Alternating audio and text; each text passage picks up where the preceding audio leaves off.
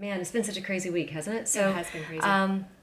So much stuff's hitting the news with Harvey Weinstein and with George W. Bush and George H.W. Bush. Yeah, There's but you know, I mean, Bill O'Reilly.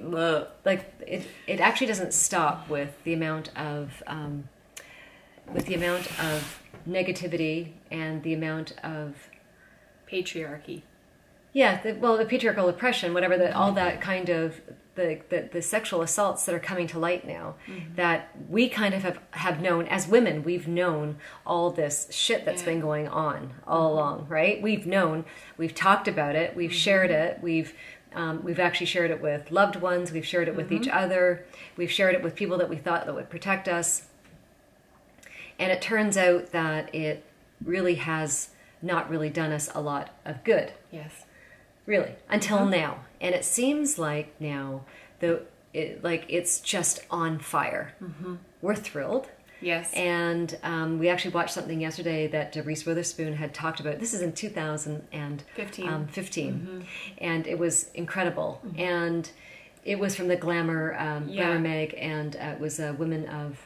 It was a big women's event, that Glamour mag. I forget the actual name of it. It's bad. Oh my gosh, it's awful. Women of influence. Yeah. So, but no, it's a big event that Glamour magazine puts on. And smashing the glass ceiling, right? And you got all these women powing like this right through and smashing all the glass. That's this ceilings. year's one. Right. But the year that she did, so she seemed to be one of like the kind of like the keynote speakers, and her speech was amazing. Like it absolutely it gives you chills. And she said that one of the biggest things that, you know, it was her daughter, right, who noticed it. Well, yeah. So Reese has been in films for over 25 years now, since she was 14 years old, and that was then 2 years ago. So she was 39. I guess she's now 41, and she said the amount of scripts. Well, yeah, the scripts that are written exclusively for men. The men are always in the leading role parts, etc., etc., and women are never the leading roles. It's always, you know, it's always male-dominated film industry, and they always told her there's no frigging way that female leading roles are going to work in the industry, and so her daughter, though, had pointed out to her, yes, you're right, that they were watching a movie, and the movie there was a classic line, and Reese had always told her daughter about this particular line, and her daughter said, "Oh my God, there, Mommy, there it is." And it's when they're in trouble. You know, there's like a couple that's in trouble in a movie, and then the woman turns to the man and goes, "What are we going to do now?" Yeah. What do we do now? Seriously, I'm not kidding. Go back and watch any movie, and you will see this line over and over again. You're going to see it now. I'm telling you. My daughter watched a movie last week, and she goes, "Mom, I heard that line." And I love to ask questions, but it's my most hated question. And I dread reading scripts that have no women involved in their creation, because inevitably I get to that part where the girl turns to the guy, and she goes, "What do we do now?" Now, do you know any woman in any crisis situation who has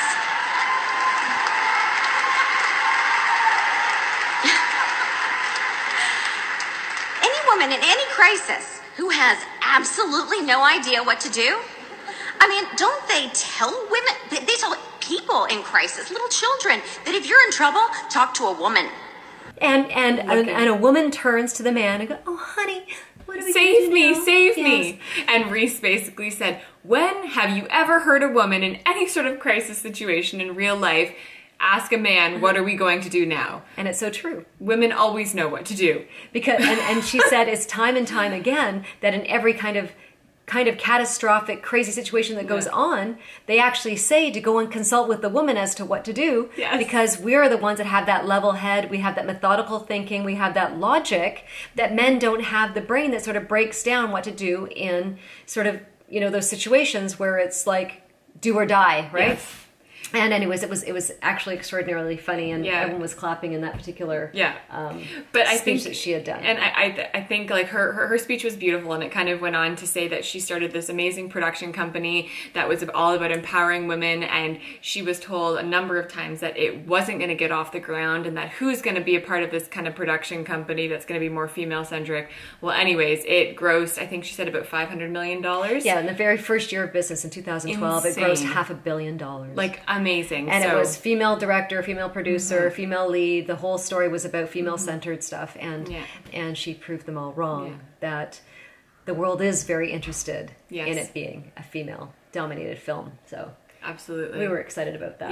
Yes, for sure. And I think it kind of goes back to more and more, just this overall theme. Reese's was one example, and all these things that are happening are these like little examples, but it's this overall theme that, women aren't viewed as these incredible beings that, can take on the world and can do anything that they put their minds to. I mean, look at us. We're, running, at least we hope, a very successful, very awesome business. And, there absolutely have been people in the past that have said, really? Okay, we're not going to take you guys seriously. Yeah. And then we basically say, watch us. How hard it was, too, when we started the business up, Yep. and the bank slammed the door on our faces. And I was kind of the one, because you were still in university at the time. Yeah, but I was kind of like knocking on the doors going, will you finance us? Will you finance us? And the number one question that everyone always asked me was, what does your husband do for a living? And I said, it's really none of your business. Yeah. And I said that time and time and time again, until I finally got the right bank that wanted to support me in the girl power, because I didn't need a man to do it with me. Absolutely. This was my business, and this is what I was going to do on my own. Yes. And it was fascinating, because if the roles were reversed, and you know that for a fact, that if a man was going into a bank and asking for money to open up a business, there's no way they're going to ask him what his wife does for a living. It's ridiculous. Just like Correct? that alone is absolutely ridiculous. Yeah. So there's inequalities and stuff. But anyways, I think that with all the stuff that's hitting the poop hitting the fan with Harvey Weinstein, and with the rampant amount of, it's epidemic, right, of sexual assaults and rape and sexual harassment that happens in the workplace, in the home, on the streets. And I think that we as women have just decided that we've really just had enough.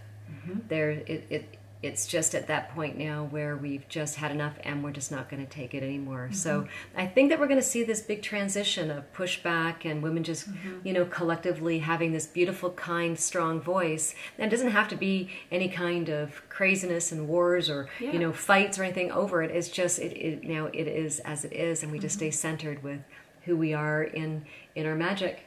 And lots of girl power. Yeah. Anyway, so it was just some neat stuff we wanted to share with you guys. Because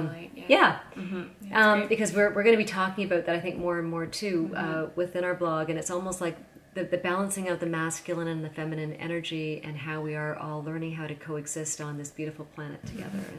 And I'm excited. Me too. To share more. Me We're too. good. We're good. Girl power. Talk to you later, guys.